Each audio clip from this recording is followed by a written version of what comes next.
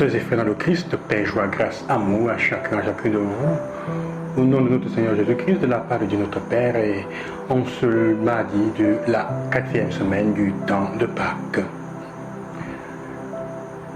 Le texte que nous lisons, la première lecture en particulier, continue à nous raconter l'histoire des débuts de l'Église, de comment la parole s'est répandue, de comment la première communauté chrétienne s'est formée, a grandi et s'est structurée d'une certaine manière.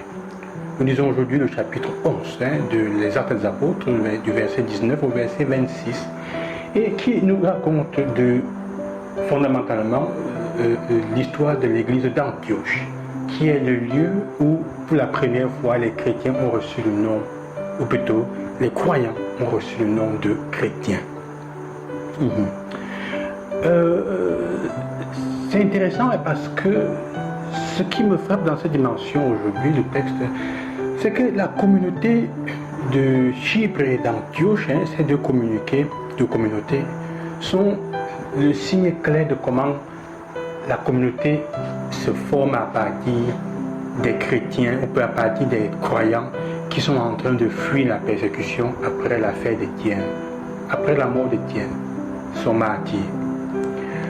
Comme je disais déjà durant la fête il y a quelques jours, et ce sont des hommes et des femmes normaux, disons comme ça, laïcs, qui, en fuyant et en se répandant dans d'autres communautés, continuent à annoncer l'évangile par leur manière de faire et de vivre. Et le texte nous dit qu'ils annoncent surtout aux Juifs, mais une autre partie, à Antioche, nous dit qu'ils annoncent aussi aux Grecs. Et après avoir entendu que la communauté s'est formée, on envoie Barnabé. Barnabé est en fait aussi un de ceux qui travaillera beaucoup avec Paul. D'ailleurs, après, il va prendre Paul pour revenir à la communauté d'Antioche. On envoie Barnabé, et ce qui me frappe, c'est comment il est décrit. On dit que Barnabé, en arrivant là-bas et en voyant la grâce de Dieu à l'œuvre, première chose, il est capable de voir la grâce de Dieu à l'œuvre dans le travail d'évangélisation et de la création de la communauté sans le concours des apôtres. Et donc, le texte nous dit, il fut dans la joie. Il les exhortait tous. Et on ajoute en fait, c'était un homme de bien, rempli d'Esprit Saint et de foi. Chers frères, je voudrais m'arrêter sur cette description, cet aspect aujourd'hui et partager avec vous. Barnabé est un homme qui arrive dans un endroit où les apôtres n'ont rien fait. Ça a été créé par d'autres. Quelqu'un d'autre aurait dit, comme ce n'est pas nous qui avons créé ça, nous devons changer tout ce qui arrive. Ce n'est pas selon nos critères. Mais le texte nous dit, un peu en respectant la lignée du texte d'hier, qu'il reconnaît, il voit la grâce de Dieu à l'œuvre. La grâce de Dieu à l'œuvre est déjà là précédée. Elle est déjà là avant lui.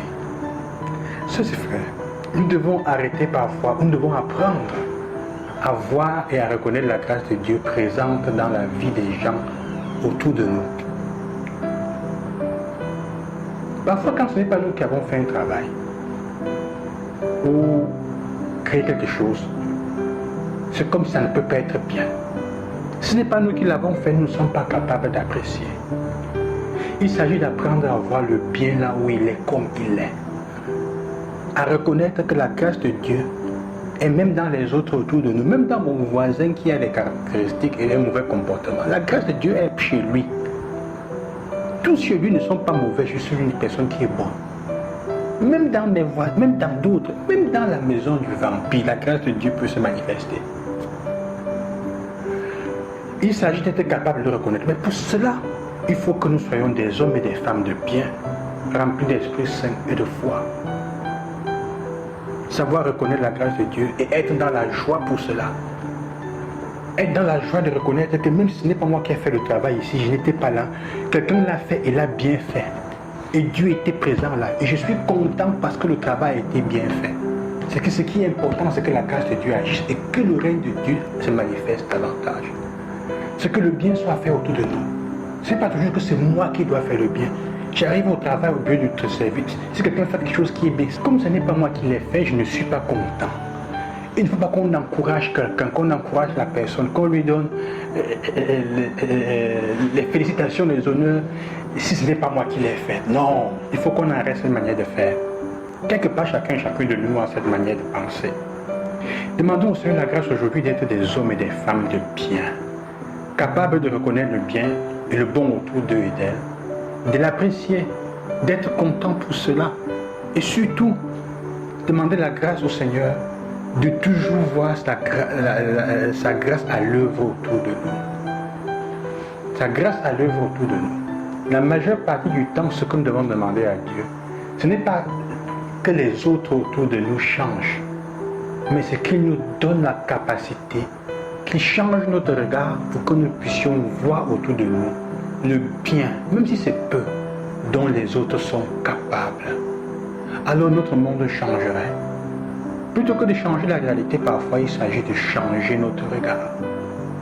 Plutôt que de condamner les choses autour de nous qui sont tordues, souvent ce sont nos lunettes qu'il faut changer ou aller chez l'ophtalmologue pour qu'il regarde nos maladies, Dieu. Je vous accompagne, je vous bénis au nom du ressuscité. Loué soit Jésus-Christ à demain. Que Dieu vous bénisse.